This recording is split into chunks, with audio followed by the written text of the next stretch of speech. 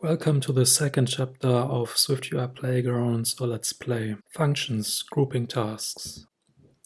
Every day you perform a range of tasks automatically, without thinking about what you're doing.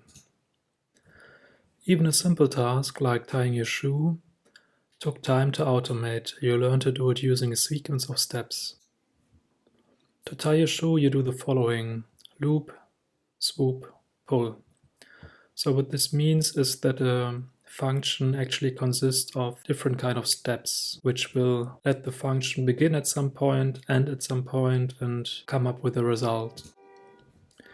In programming, a function allows you to name a set of commands which you can then run anytime you want. We have to name the function, and once we name the function, we can basically, whenever we need the function, call the function with its name and then run it. So we only have to define it once. And this, what you can see here with the brackets, is something specific for SwiftUI, which means that other programming languages use another kind of syntax. It would look different in different programming languages. To define a function, use func and choose a name. Always follow a function name with open brackets, close brackets. Give your function its behavior by adding commands inside the curly braces. So for the commands, we also need these brackets. After you define your function, call it by name to run its commands. Okay, so we can always call it goal.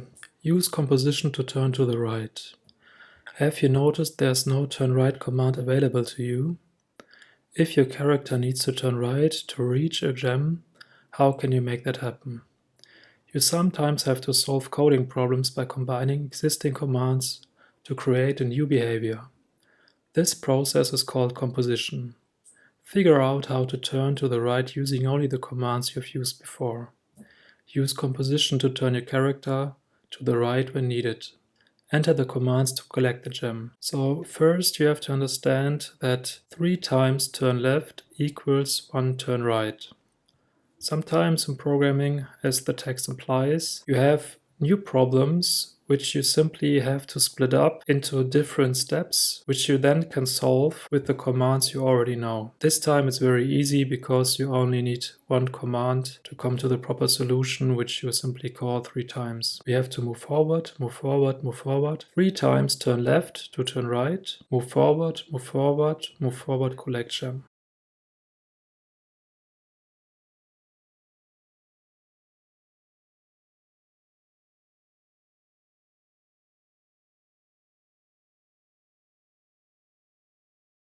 Way to go! By combining 3 left turns, you enabled your character to turn right, even though there's no command for that. This is called composition, where you combine existing code to complete a new task. Goal: define and use your own function to turn right. In the previous puzzle you turned right only once, so using 3 left turns wasn't a problem. But what if you need to turn right more than once? It would be more efficient to put all those left turns into a turn right command that you run multiple times. Commands like turn right are actually functions that perform a body of work. You have already been using functions. Every command you've used to this point has actually been a function that we've provided for you. To define a function, enter a set of commands between the braces, curly braces, to give it its behavior. Select the inside of the function body between the braces, curly braces. Enter 3 turn left commands. Beneath the function, use existing commands along with turn right to toggle open the close switch.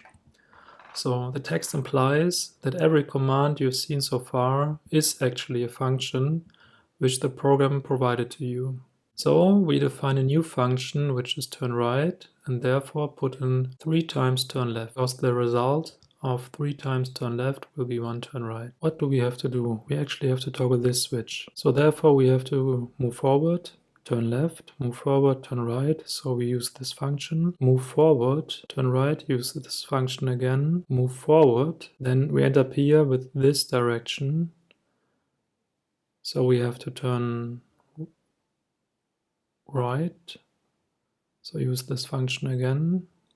Move forward, turn left, move forward, toggle switch.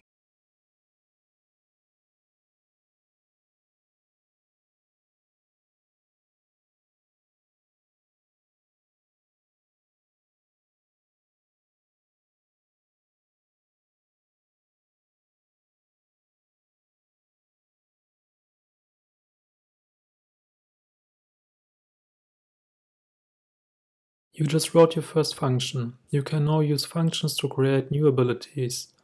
To create a new function, give it a name and define it by giving it a set of commands. Then call the function to make it run. Challenge. Define a function for a repeating pattern. In this challenge, there are several gems to collect and each gem is located next to a switch.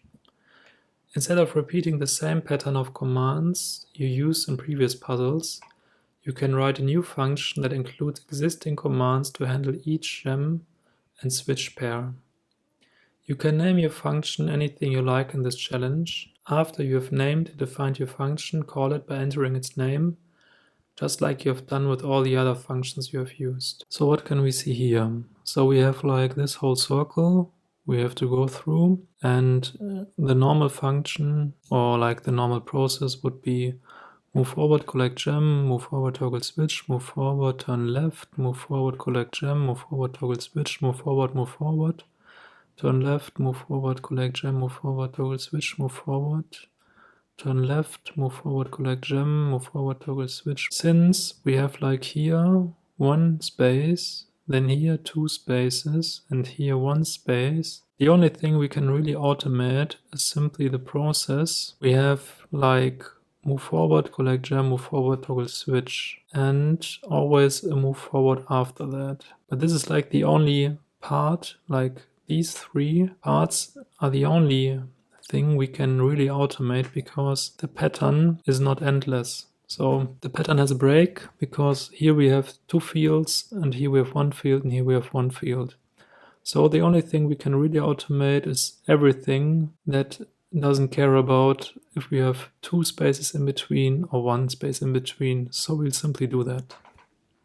We will call the func repeat and simply put in the commands which will lead us from here to here. So this is our func repeat. Move forward, collect gem, move forward, toggle switch, move forward. We will use this func now and combine it with other commands so we can actually do the full route. So we will actually end up here, but therefore we have less code to write.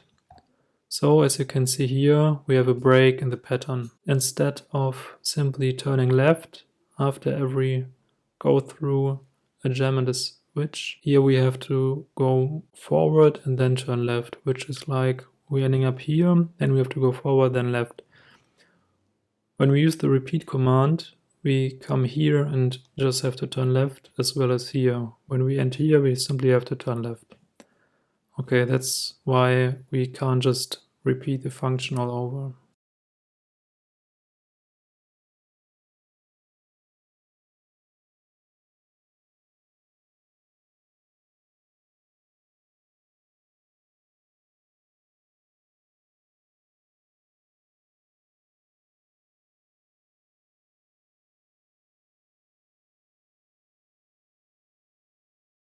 If we wanted to stop actually here, we would have to cut this step from our command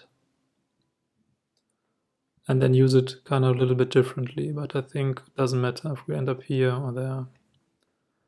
Your function skills are growing. You are actually writing your own functions. Functions let you simplify complicated actions. Challenge. Identify a repeating pattern and define a function. In this challenge, there are lots of gems to collect. So many, in fact, that there are several ways to solve the puzzle. Choose a path that repeats a pattern and use that pattern in your function. If your code doesn't work the first time, keep playing with it. Practice makes perfect. But as always, you can move on whenever you're ready. Collect gem, move forward. Collect gem, move forward. Collect gem. So we are simply calling the function row because we're going 3 rows. This one, and this one. And the in-between orientation we will use manual commands, but for each row we will simply use the func row. So we'll use the row func, then turn right, move forward, turn right, use the row func, turn left, move forward, turn left, and use the row func again. That leaves us with just a few commands, so we can implement these 3 rows, and then the in-between is simply a new orientation.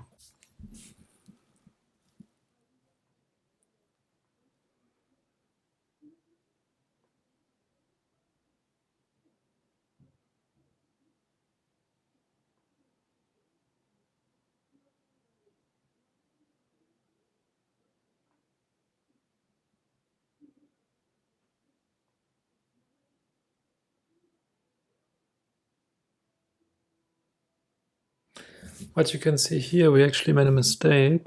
This move forward shouldn't be there.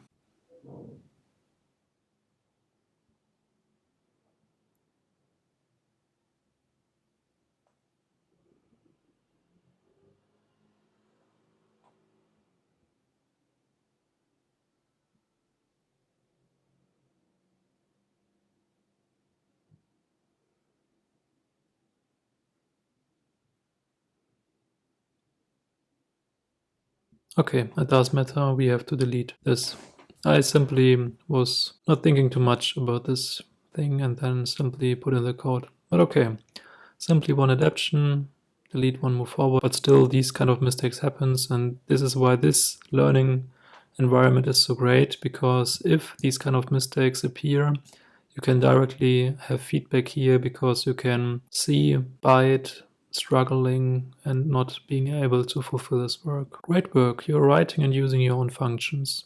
That's a major part of what it means to be a coder. With a function, you can group commands together and call the function runs to run the whole set of commands. Using functions makes code much more readable and understandable at a glance.